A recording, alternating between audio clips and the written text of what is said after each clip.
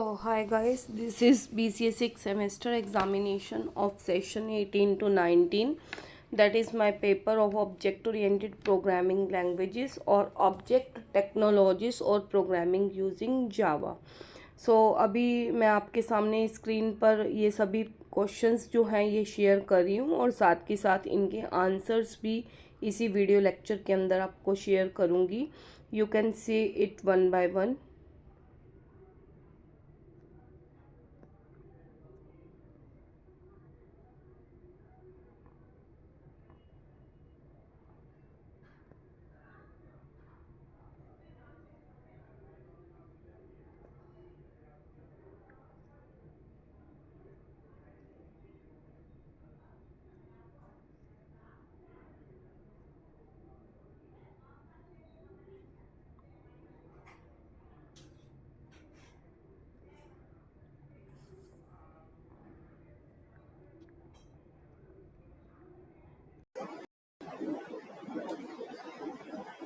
Hello everyone, welcome back to my session. Today video is about previous year questions of Java programming. I discussed these questions in PowerPoint presentation. I share on it my screen.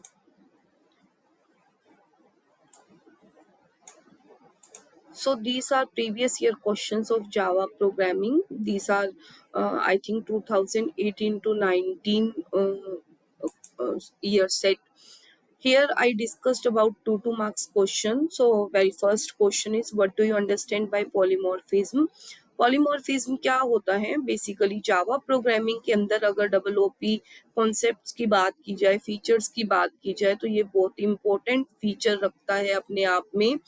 इसका मतलब क्या होता है polymorphism का? कि एक ही function की help से हम बहुत सारी ड्यूटीज को इकट्ठा परफॉर्म कर सकते हैं. जैसे कि मैंने यहाँ पर इसके मीनिंग को भी क्लियर किया है पॉलीमॉर्फिज्म के. लाइकवाइज देखिए, पॉलीमॉर्फिज्म को मैंने 2 टर्म्स के अंदर ब्रेक डाउन कर लिया. फर्स्ट है पोली, जिसका मतलब होता है मैनी, और मॉर्फिज्म का मतलब होता है मल्टीपल फॉर्म्स. मीन्स कि हम बहुत सारी फॉर्म्स के ऊपर एक ही फंक्शन की हेल्प से ऑपरेट कर रहे हैं, जो इसके मीनिंग को एक्सप्लेन करता है. तो यहाँ पर अगर हम जावा के अंदर पॉलीमॉर्फिज्म की बात करते हैं तो ये इनहेरिटेंस को भी इम्प्लीमेंट करता है. ठीक है, बहुत इंपॉर्टेंट रोल प्ले करता है. मतलब आपको हर फंक्शन के लिए अलग अलग फंक्शन बॉडी बनाने की जरूरत नहीं है. आप सिर्फ आर्ग्यूमेंट्स को चेंज कर सकते हो, आर्ग्यूमेंट्स की टाइप को चेंज कर सकते हो. फंक्शन का नेम बेसिकली एक ही रहेगा. एक ही नेम की हेल्प से आप मल्टीपल टास्क को इकट्ठा परफॉर्म कर पाओगे. जैसे कि मैंने नेक्स्ट स्लाइड के अंदर डायग्राम में बताया भी है कि ये एक एग्जांपल है जावा के अंदर. जैसे शेप एक क्लास है जिसके मैंने 3 अलग अलग ऑब्जेक्ट्स लिए हैं, लाइक सर्कल, ट्रायंगल और रेक्टेंगल. अब अगर नीचे ध्यान दिया जाए तो एरिया ना एक फंक्शन है. देखो, ब्रैकेट्स का यूज किया एरिया के बाद, तो ये डिफाइन करता है कि ये अपने आप में क्या है, एक फंक्शन है. अब इस फंक्शन को मैंने तीनों ऑब्जेक्ट्स के लिए ऑपरेट किया, मतलब सर्कल के लिए भी, ट्रायंगल के लिए भी और रेक्टेंगल के लिए भी. जब मैं सर्कल के लिए एरिया लेकर चलूंगी तो ये सर्कल का एरिया कैलकुलेट करेगा और एज इट इज आर्ग्यूमेंट्स भी वैसे ही उठाएगा जो इसे सर्कल के लिए चाहिए है. अब अगर ट्रायंगल के एरिया की बात की जाए तो ट्रायंगल का एरिया कैलकुलेट करेगा, आर्ग्यूमेंट्स भी वैसे ही यूज करेगा. अगर रेक्टेंगल के एरिया की बात की जाए तो ये रेक्टेंगल का एरिया भी ऐसे ही कैलकुलेट करता है, आर्ग्यूमेंट्स को भी वैसे ही बताता है जो हमें रेक्टेंगल के लिए चाहिए है. तो मतलब मीनिंग क्लियर हुआ. अब देखो, फंक्शन एक ही है, फंक्शन है एरिया, सेम थिंग. ठीक है, मतलब सेम काम करना, लेकिन एक ही फंक्शन की हेल्प से ऑपरेट करना.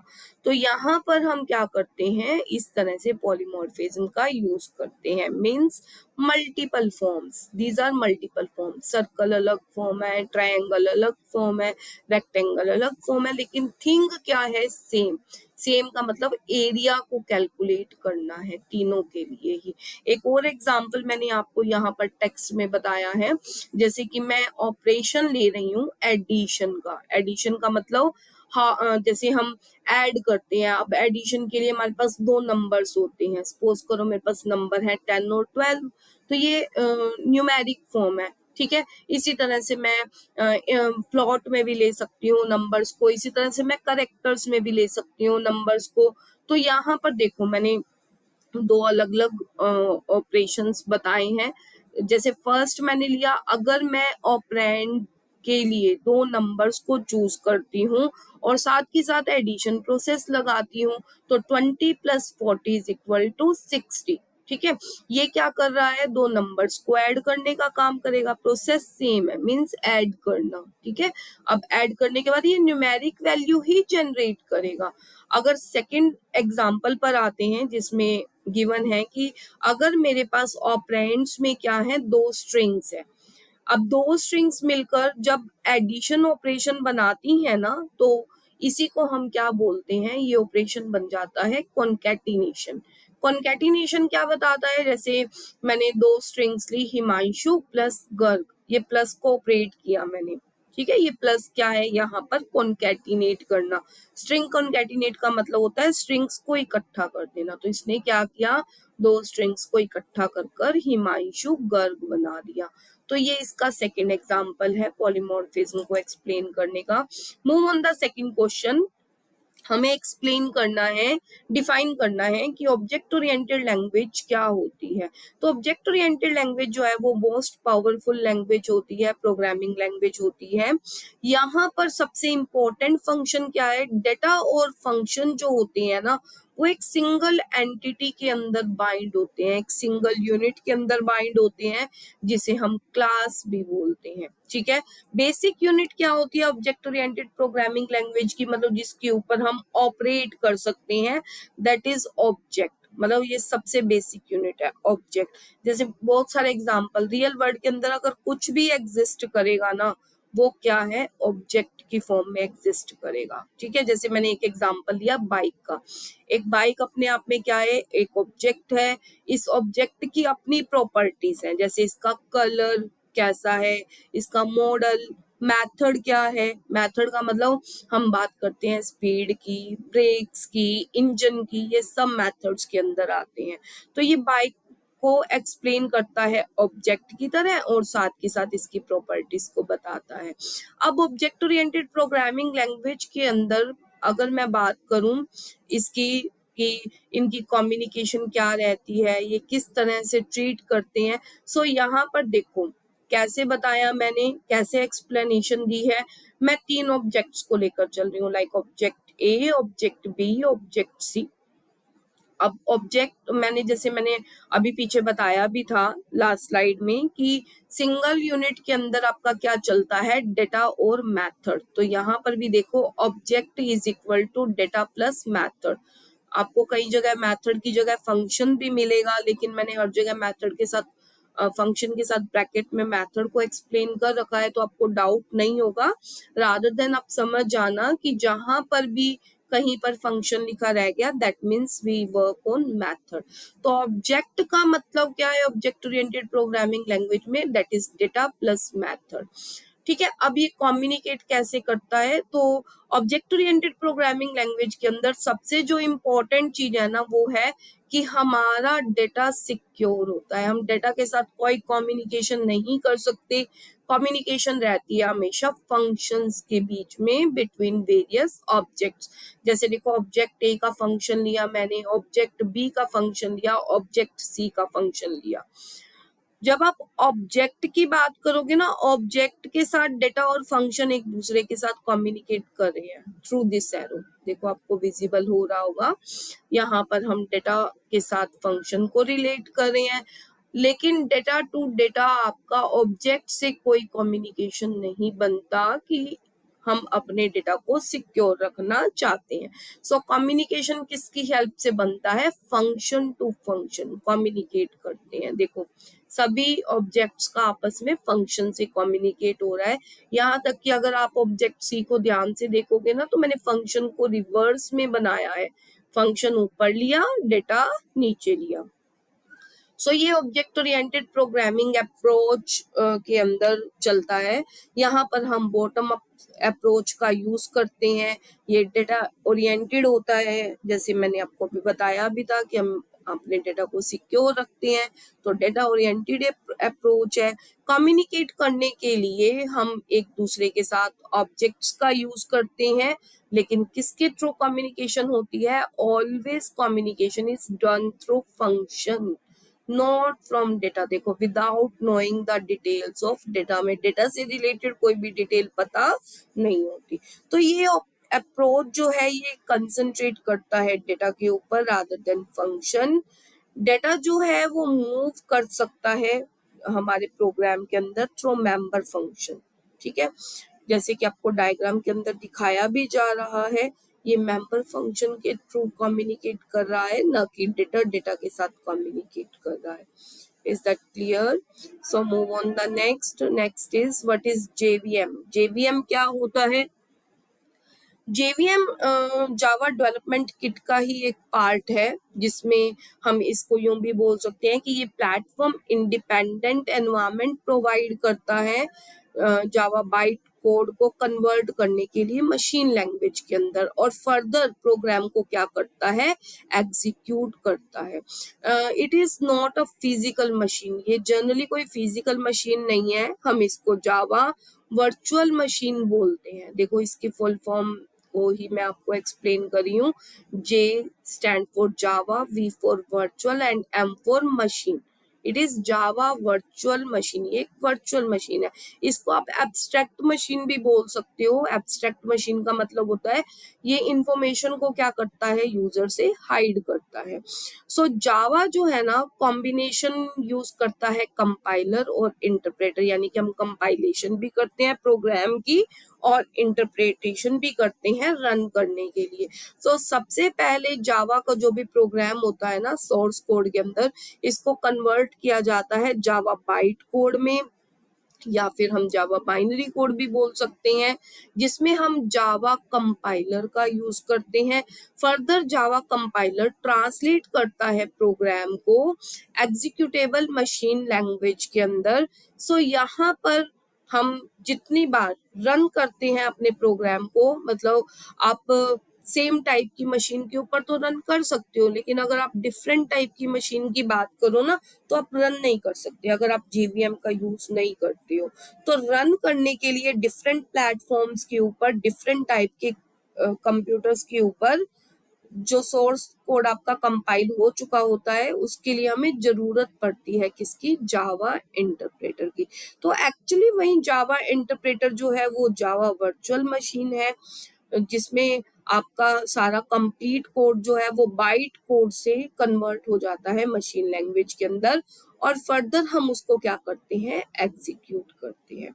इसी मशीन लैंग्वेज के लिए जो जावा वर्चुअल मशीन होती है ना, इसी को हम क्या बोलते हैं? जावा बाइट कोड बोलते हैं। यहाँ पर जावा जो है ना, ये कॉन्सेप्ट को फॉलो करता है जिसे हम बोलते हैं WORA। इसका मतलब होता है राइट वंस, एक बार आपने कोड लिख दिया, रीड रन एनीवेयर, मतलब आप उसको कहीं पर भी किसी भी मशीन के ऊपर रन कर सकते हो। आप प्रोग्राम को बना किसी मशीन पर रहे हैं, रन किसी और मशीन पर कर रहे हैं, तो ये किसकी हेल्प से होता है? JVM की हेल्प से होता है। ठीक है, एक बार आपका जो जावा इंटरप्रेटर है वो चेंज करता है, मतलब डिपेंड करता है कि हमारा जो प्लेटफॉर्म है वो किस तरह का है। जैसे कि मैंने आपको डायग्राम के अंदर दिखाया भी है नेक्स्ट स्लाइड पर। नेक्स्ट स्लाइड में देखिए, जावा का जो प्रोग्राम है, मतलब ये सोर्स कोड है, इसको हम प्रोग्राम डॉट जावा से डिनोट करें हैं, ये कंपाइल होता है, तो हम लिखते हैं ना जावा सी, जैवेक भी बोलते हैं, जावा सी, फिर उसके बाद प्रोग्राम डॉट जावा। अब ये हमारा प्रोग्राम किस में कन्वर्ट हो गया? जावा बाइट कोड के अंदर कन्वर्ट हो गया। यहाँ तक तो काम करता है कंपाइलर, ठीक है। कंपाइलर कंपाइल कर कर कन्वर्ट कर देता है जावा बाइट कोड के अंदर। आफ्टर दैट जावा इंटरप्रेटर, देखो जावा इंटरप्रेटर यानी कि Java virtual machine, Java virtual machine convert करेगा किस में? मशीन कोड में, और देन प्रोग्राम जो है वो क्या करता है? एग्जीक्यूट करता है। तो नेक्स्ट स्लाइड के ऊपर ना मैंने ये भी डाला है कि JVM आपका क्या क्या टास्क परफॉर्म कर सकता है। तो सबसे पहले कोड की लोडिंग होती है, कोड को वेरीफाई करना, कोड को एग्जीक्यूट करवाना, गार्बेज कलेक्शन को लेकर चलना, कोड सिक्योरिटी बनाना, रन टाइम एनवायरनमेंट को प्रोवाइड करना, ये सबसे इंपॉर्टेंट है, रन टाइम एनवायरनमेंट को प्रोवाइड करना। Is that clear? Move on the next. Next है हमारा explain this keyword. This keyword क्या होता है? दिस कीवर्ड जो है ना बच्चे, ये एक रेफरेंस वेरिएबल है जो रेफर करता है करंट ऑब्जेक्ट को, ठीक है, जावा प्रोग्रामिंग के अंदर। अब करंट ऑब्जेक्ट के अंदर हम क्या क्या इंक्लूड कर सकते हैं? सो यहाँ पर हम इंक्लूड करते हैं current class instance variable. Normally जो हमारा वेरिएबल होता है इसी को हम बोलते हैं current class constructor. Current class के कंस्ट्रक्टर को भी हम लेकर चल सकते हैं। दिस का हम यूज करते हैं इम्प्लिसिट और एक्सप्लिसिट। इम्प्लिसिट और एक्सप्लिसिट का मतलब क्या होता है? इम्प्लिसिट के अंदर बेसिकली क्या रहता है जनरली, कि जावा जो है ना अपने आप से ही दिस कीवर्ड को रेफर करता है ऑब्जेक्ट के डेटा मेंबर के लिए। यहाँ पर हमें दिस कीवर्ड को लगाने की जरूरत नहीं पड़ती, हम दिस कीवर्ड को राइट नहीं करते हैं प्रोग्राम के अंदर। सेकेंड आता है एक्सप्लिसिट। एक्सप्लिसिट का मतलब क्या होता है? यूजर को दिस कीवर्ड रेफर करने की जरूरत पड़ती है ऑब्जेक्ट के डेटा मेंबर्स के साथ। यहाँ पर ये जो कीवर्ड है ये अवॉइड करता है किसी भी तरह के कंफ्यूजन को और इंक्रीज करता है रियलाबिलिटी को प्रोग्राम की, ठीक है। हम दिस कीवर्ड का यूज नंबर ऑफ पर्पस से यूज करते हैं, लाइक अगर मुझे रेफर करना है करंट क्लास के इंस्टांस वेरिएबल को, जैसे कि मैंने ऊपर मेंशन भी किया था। फिर फर्दर आता है करंट क्लास के कंस्ट्रक्टर को, तब भी आप दिस कीवर्ड का यूज कर सकते हो। या फिर किसी भी मेथड के अंदर हम आर्ग्यूमेंट्स को क्या करते हैं? पास करते हैं। तो अगर मेथड के अंदर आर्ग्यूमेंट को पास करना है तो तब भी हम यहाँ पर दिस कीवर्ड का यूज कर सकते हैं। इसका सिंटेक्स मैंने अभी नहीं दिया, सिंटेक्स में आपको जब लॉन्ग आंसर टाइप क्वेश्चंस आएंगे तो मैं आपको उसके अंदर प्रॉपर एक्सप्लेन कर दूंगी। नेक्स्ट क्वेश्चन है define class path. Class path क्या होता है? Why is it used in Java? Java के अंदर हम इसका यूज क्या करते हैं, कैसे करते हैं? तो क्लास पाथ जो है ना ये एक यूजर डिफाइंड एनवायरनमेंट वेरिएबल होता है जो डिटरमाइन करता है, मतलब हम यूज करते हैं ये डिटरमाइन करने के लिए कि हमें लोकेशन का पता चल सके, जो भी हमारे प्रोग्राम के अंदर प्री डिफाइंड क्लास है जावा में, ठीक है। इसको हम जो JVM है हमारा जावा वर्चुअल मशीन है, ये भी इसका यूज करता है क्लासेस को लोड करने के लिए। By default Java run time system जो है ना वो खुद से ही क्या करता है? क्लास फाइल की करंट लोकेशन को फाइंड आउट कर लेता है। लेकिन प्रॉब्लम कब आती है? प्रॉब्लम आती है जब हम पैकेजेस का यूज करते हैं। जब भी आप पैकेज का यूज करोगे ना तो क्लास की लोकेशन क्या हो जाती है? डिफरेंट हो जाती है। सो यहाँ पर हमें डायरेक्टरी पाथ को बताने की जरूरत पड़ती है। किसकी हेल्प से? Bye setting the class path environment variable. Class path environment variable की हेल्प से। सो यहाँ पर हमारे पास दो अलग अलग वेज है जिसमें हम क्लास पाथ को एक्सप्लेन कर सकते हैं। एक तो होता है कि हम डायरेक्टली कमांड प्रॉम्प्ट पर ही क्या करें, क्लास पाथ को एक्सप्लेन कर दें। तो वो हम कैसे करते हैं? ये टेम्परेरी मेथड होता है। टेम्परेरी मेथड का मतलब कि जब तक आप किसी भी प्रोग्राम के साथ चल रहे हैं ना तो आप वहां पर उसी का क्लास पाथ बना देंगे।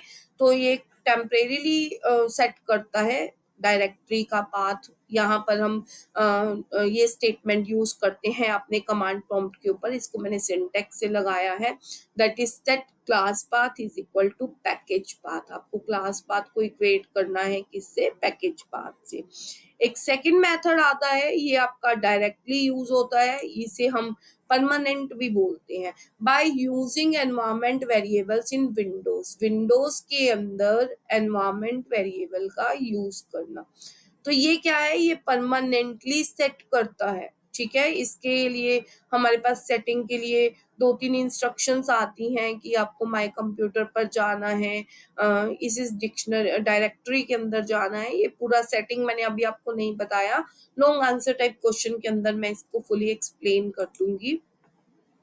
नेक्स्ट है व्हाट इज एक्सेप्शन। एक्सेप्शन क्या होता है? तो एक्सेप्शन जो है बच्चे ये जब भी हम बात करते हैं प्रोग्रामिंग लैंग्वेज की ऑब्जेक्ट ओरिएंटेड के केस में, तो यहाँ पर हमारे पास ना एरर्स बनकर आती हैं, और ऐसी एरर्स जो कंपाइल टाइम पर नहीं देखी जा सकती, इन एरर्स को हम हमेशा रन टाइम पर लेकर चलते हैं। तो उन्हीं में से एक्सेप्शन एक ऐसी कंडीशन है जो रन टाइम एरर्स से बनती है, उसको हम क्या बोलते हैं, एक्सेप्शन बोलते हैं। जैसे जब हमारा जावा का इंटरप्रेटर जिन एरर्स को एनकाउंटर करता है ना, वो एक्सेप्शन की तरह ही काम करती हैं। जैसे कोई भी नंबर आपसे या कोई भी इंटीजर आपसे डिवाइड हो गया 0 से, तो ये अपने आप में एक्सेप्शन को जनरेट करेगा। एक्सेप्शन ऑब्जेक्ट क्रिएट करता है, एक्सेप्शन को जनरेट करता है एंड थ्रो करता है। थ्रो करने का मतलब ये यूजर को एक्सप्लेन करता है कि यहाँ पर इस लाइन ऑफ कोड के अंदर एरर जो है ना अक्कर हो रही है। अगर हम प्रॉपरली एक्सेप्शन ऑब्जेक्ट को कोट और हैंडल्ड नहीं कर सकते, तो इंटरप्रेटर जो है वो एरर मैसेज डिस्प्ले कर देगा और आफ्टर दैट प्रोग्राम को क्या कर देगा, टर्मिनेट। लेकिन अगर हम ये चाहते हैं कि हमारे प्रोग्राम की एग्जीक्यूशन जो है वो कंटिन्यू रहे रिमेनिंग कोड की, मतलब जो भी कोड हमें दिया हुआ है, तो यहाँ पर हमें एरर कंडीशन के लिए, मतलब एक्सेप्शन ऑब्जेक्ट के थ्रू हम कोड करते हैं। Wait a minute.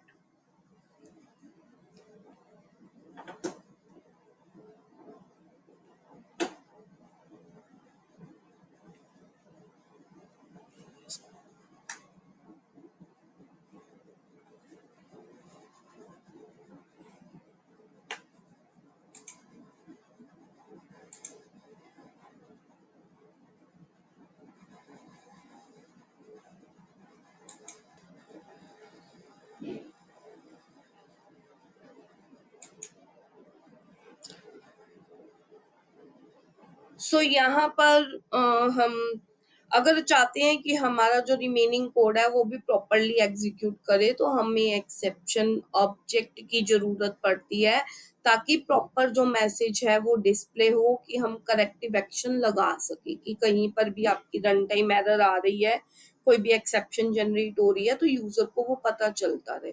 तो इस टास्क को हम क्या बोलते हैं, एक्सेप्शन हैंडलिंग बोलते हैं। नेक्स्ट स्लाइड पर आते हैं। नेक्स्ट है हमारा what is an input output stream. Input output stream क्या है? स्ट्रीम, सबसे पहले हम स्ट्रीम के बारे में बात करते हैं। स्ट्रीम का मतलब होता है, स्ट्रीम रिप्रेजेंट करता है डेटा के फ्लो को। स्ट्रीम का मतलब ही क्या होता है, नॉर्मली जैसे वाटर का flow, that is also a stream.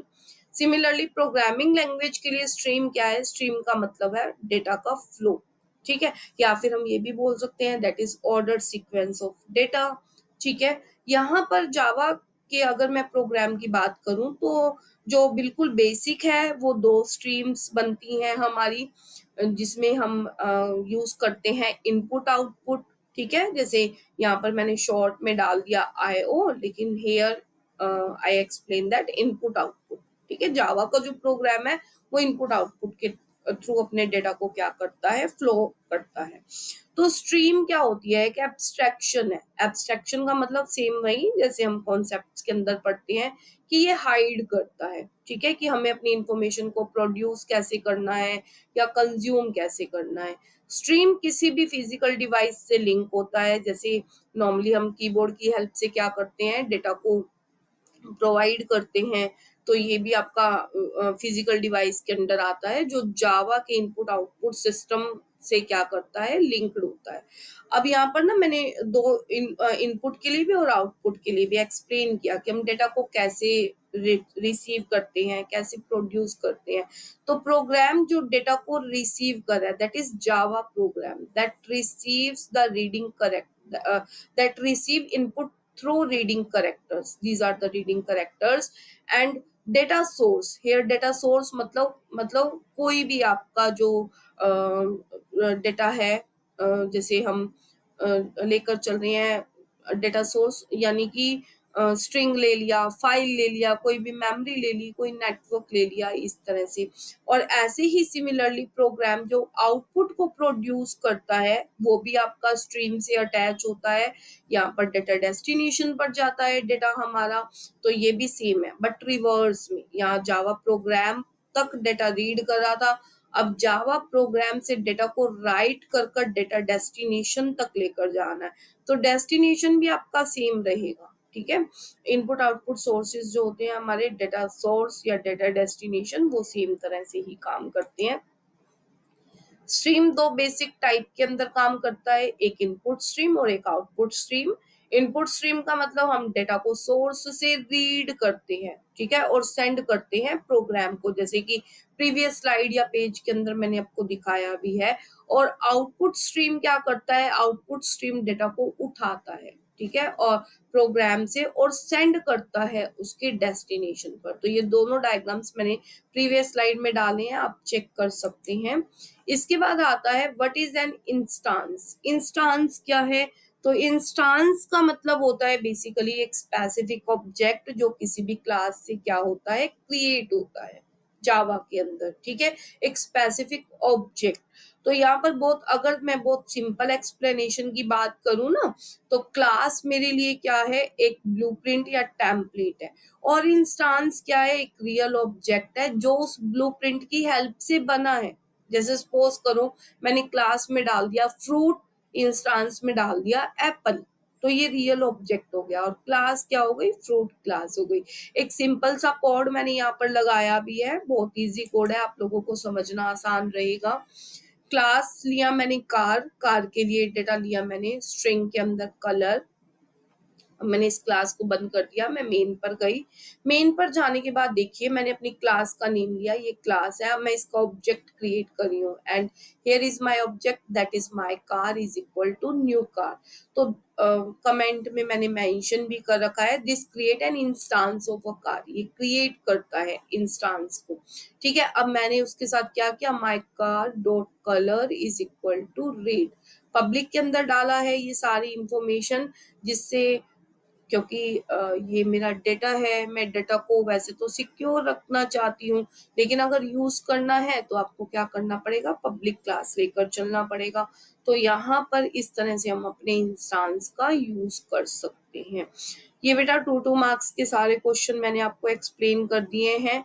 I hope आपको ये सेशन अच्छा लगेगा। अगर अच्छा लगे तो प्लीज इस चैनल को लाइक, शेयर और सब्सक्राइब जरूर करना। आगे के लिए ऐसी और इन्फॉर्मेटिव वीडियोस मैं शेयर करती रहूंगी। Thank you.